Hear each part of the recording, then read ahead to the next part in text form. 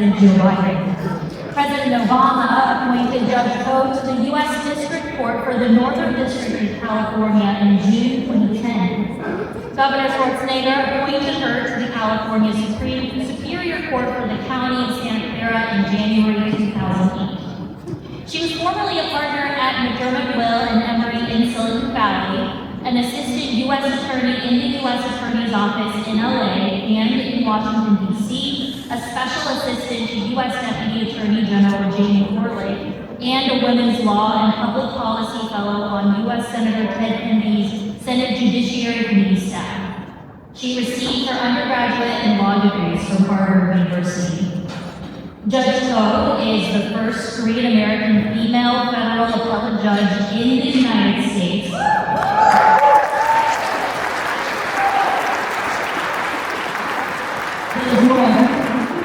The first Korean American federal district judge in the U.S., the first Asian American district judge in the Northern District of California, the first Korean American female judge in the Bay Area, and the first Korean American judge in Santa Clara County. Ladies and gentlemen, please welcome our keynote speaker, Judge Lucy Koh.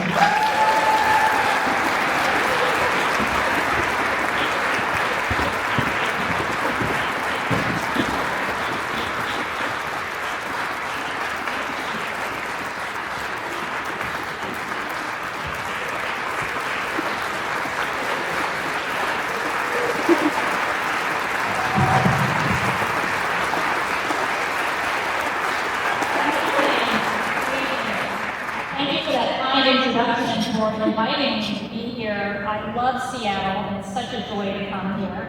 Now that I've seen your beautiful faces, I need to be able to read, so these need to go. But I would like to especially thank Jenny Kwok and the board for being such great hosts and for all the successes that you've had this past year. What an impressive list of accomplishments. I was here during the National Kaba reception in this beautiful room in November, and it's not to say y'all got game.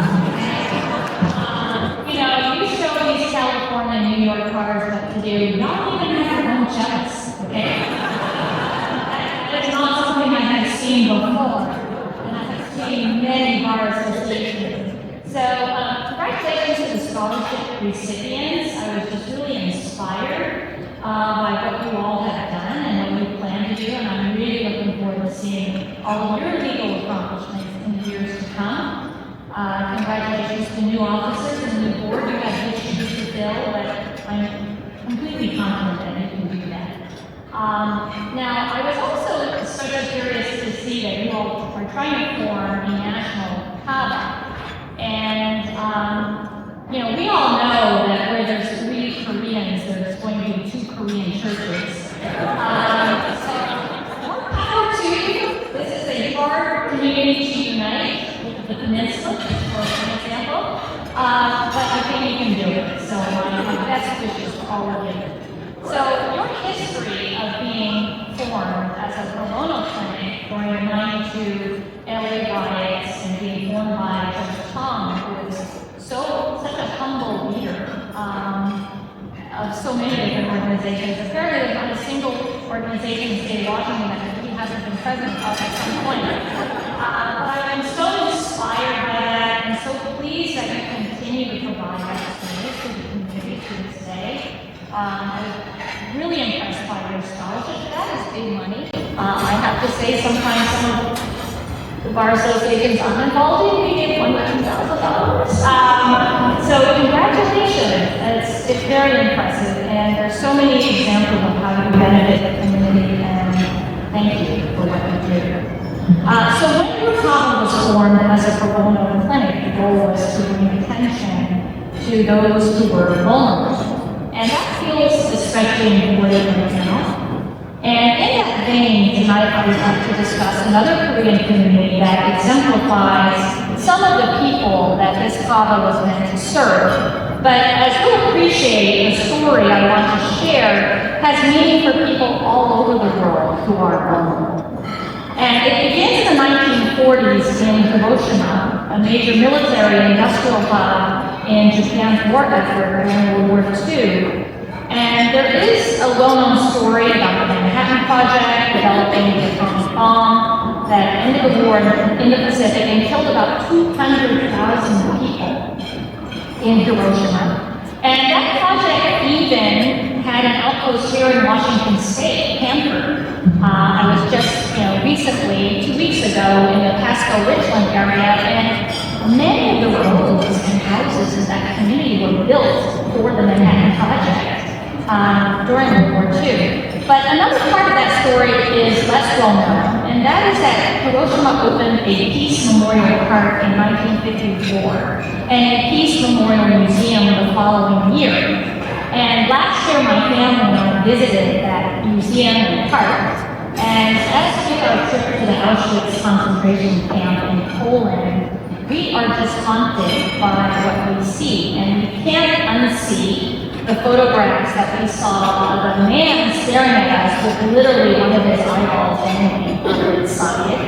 The black charred skin on the backs of women, school children, the black spots on the tongue, all over the body, 50 glass bottles that were literally fused together by the bomb, melted bicycles, melted stones.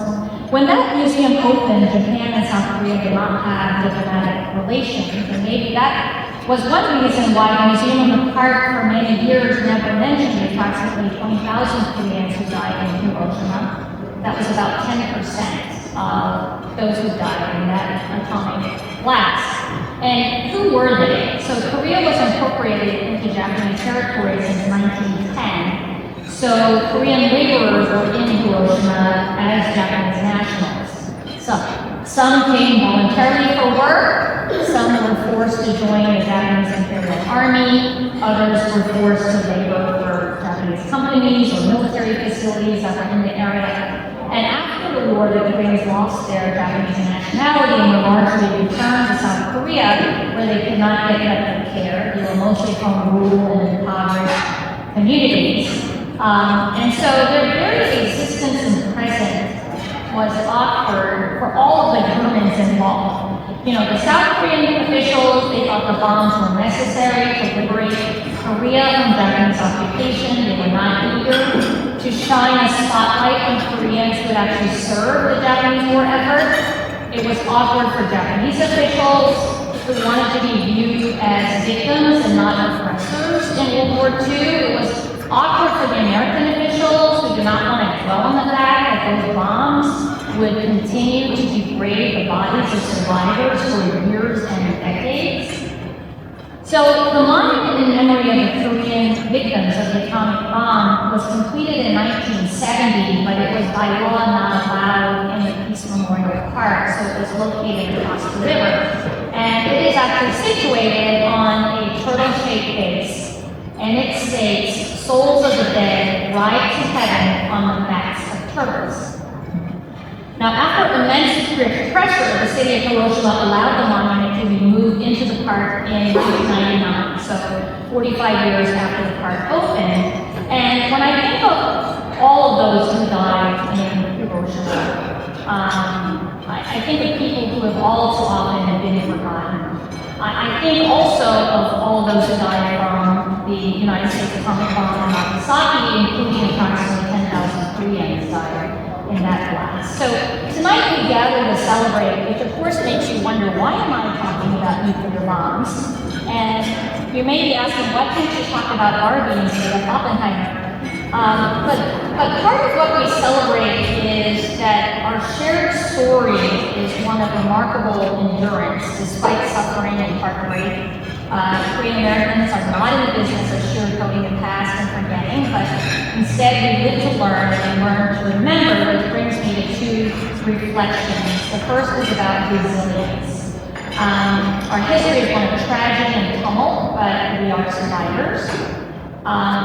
Our family survived an occupation that tried to strip us of our language and our names.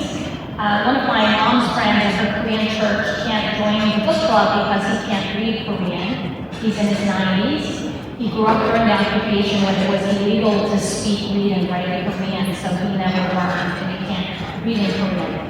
But my mom was lucky because her father was literate, and he made her learn to read and write Korean in though it was illegal. Our families lived with a good vision of Korea. Many of you come from families whose members escaped North Korea. My mother walked for 2 weeks, mostly at night, through the mountains to escape North Korea when she was 10. Our parents, like my dad, fought the Korean War that destroyed cities, lives, and families. And our families have survived decades where food was scarce. So when Koreans immigrated to the United States, we moved to a beautiful country. Life was hard and was filled with the unexpected. And when my parents left Korea, they had no idea that they would end up in rural Mississippi, where my mom studied malnutrition among the rural, mostly African-American population to study the impact of the war on poverty. From those epidemiological studies, she ended up being interested in studying diabetes among Choctaw Indians who actually somehow escaped the Trail of Tears and actually remained in Mississippi and were not forcibly removed to Oklahoma. She was a professor at Alcorn State University, which is the first African-American land-grant college in the United States. And my dad owned a wig store in Vicksburg, where his first official employee, Milton, was a gay African-American man who was crowned Miss Jackson, Mississippi. All of which leads to a second point, that memory matters and helps us see the world in all of its complexities. So it's very ironic that my grandparents, who learned Japanese during occupation, would use that language to communicate with the Japanese American community in San Jose, who themselves were interned in the United States during World War II, and who lovingly cared for my grandparents in their old age, for which I am eternally grateful. Tonight we also reflect on all of the families who waited for decades for the vast Green Park, designed to remember what happened in 1945 to include them, and reflect on all the souls who moved to heaven on the vast roads. We reflect on all the renewal, the hope, and possibility that follows tragedy and heartbreak. But we also reflect on those in our community who deserve to be remembered, but don't yet have their own monument or their own page in history books. We reflect on how it's on all of us to remember the once forgotten, the Japanese Americans, many of whom were United States citizens, who were forcibly removed from their homes and incarcerated in internment camps. The Indian tribes who so often are still waiting for our country to make good on its promises. We remember the powerless as the world around us changes. And we reflect on the many blessings and opportunities we have received as we do our part on behalf of the vulnerable among us. And the one thing I do want to mention that was so powerful about that trip to Auschwitz is that oddly we went from Poland to Berlin and ended up staying on Lake Wannsee, just a few houses from the house where the Nazis came up with the final solution. It was on the same lake. And just seeing it from, inception to actual implementation was so haunting. And I spoke to Gerhard Casper. He's a former president of Stanford University who was a constitutional law scholar. He also happened to grow up in Germany during that time. And he said the problem with the Weimar Republic was that they had very weak, virtually no civil society. And no civil society to educate people, organize people, speak out. And Kaba, this is civil society.